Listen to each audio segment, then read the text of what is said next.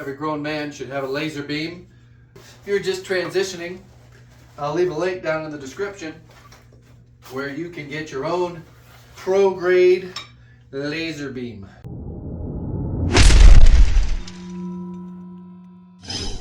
Welcome back, everybody. This is day 4. Today's day 4 on this kitchen, and I am going to spend a lot of time figuring this out. I know I said earlier in this renovation that there was no skill, pretty easy, anybody can do it. This part here is going to be a little bit challenging. I'm going to show you what they intend me to do, or what this lady at the Home Depot Design Center, you know when you go into Home Depot and there is there's flooring and there's kitchens, fake kitchens laid out, and then there's a desk. That is a design center for everything that they sell.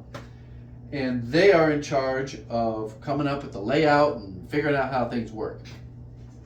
So I think I've got everything figured out. This here, in this box, seems a little on the flimsy side. Keep in mind, all this stuff has to hold a giant granite, I don't know what they're getting, granite or quartz countertop. This one, I think, goes on between the refrigerator and the dishwasher. This one here, if I'm reading the layout correctly, it's a dishwasher end panel with a 3-inch type filler strip. Then, I've already opened this one up. Oh, almost dropped that. Then we have this. This is just a cabinet face with a false drawer and cabinet doors. This is very common to have to fabricate this when you have a 45-degree inside corner. This I have to attach here somehow. I believe there's supposed to be a 1-inch filler strip right here. The way I'm going to go about it is mount this end panel, this dishwasher end panel. I'll give you a close-up of all this once we start going. And then hold this up in place and see what size filler strip I need to cut exactly for this side. Interesting. And we do have the right color on this side and this side. So this should be the height of a cabinet, and it is much taller than a cabinet. It's very strange that they would make this a 1/4 inch thicker. So I will have to run this sucker through my table saw. I'll get my level line up there just to make sure to get the right distance that I have to cut off of this.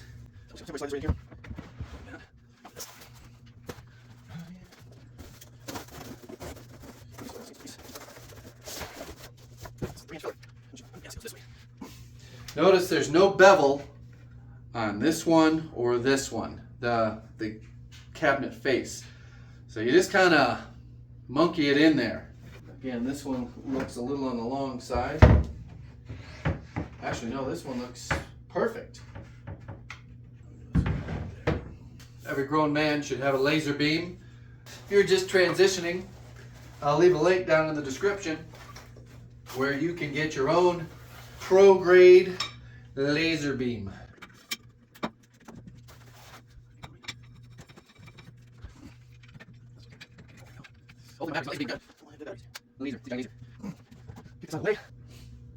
I can see it just on the front edge, and I can see it on the back wall. So we are right on target. This will tell me how high I've got to raise this cleat here that's going to support the back side of the countertop, as well as what's pretty awesome is this piece here just sitting on the floor is of perfect height. I can just see the laser beam kissing the front edge here. I can also see it on the back edge.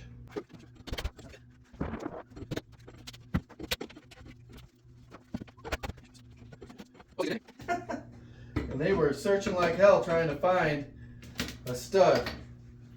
It's very common in construction is just to start drilling holes with your drill. trying to find a stud, and they've got 1, 2, 3, 4, 5, 6, 7, 8, 9, 10, 11, 12, 13, 14, 15, 16, 17, 18 holes trying to find a stud. And I don't think they found it. Hopefully I had better luck.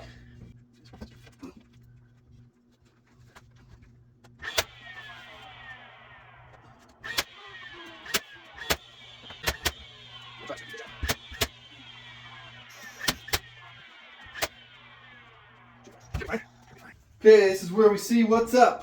I got this end panel with this 3-inch filler strip placed the way I think it should be. Alright. And that's it right there. Now, unfortunately, they did not send me decent filler strips. They sent me a giant 8-foot board that's 6 inches wide. So I'm going to have to cut it to length and to width.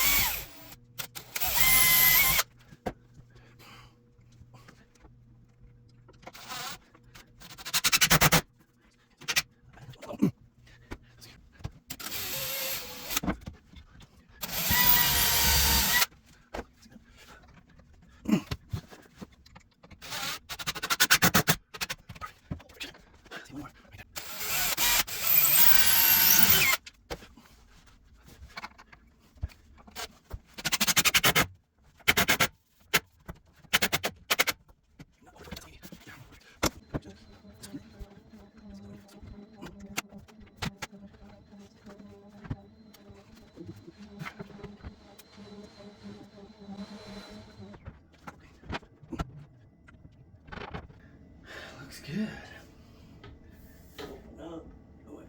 interference. It's up. Interference.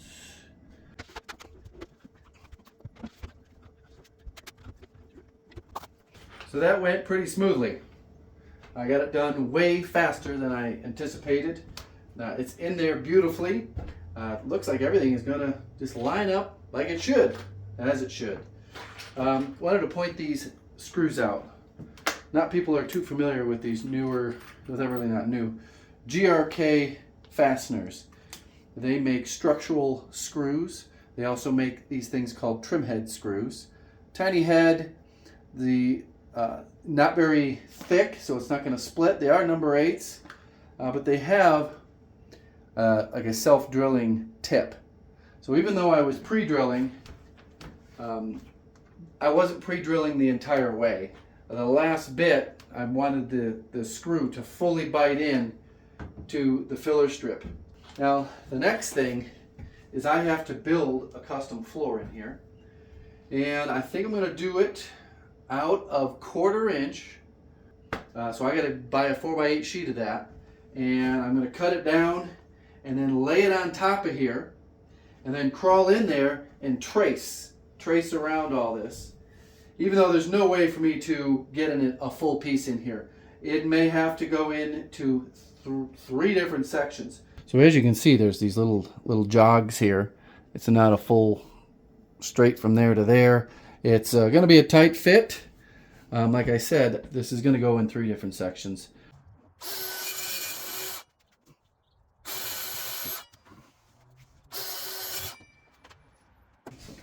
Which way did I cut this?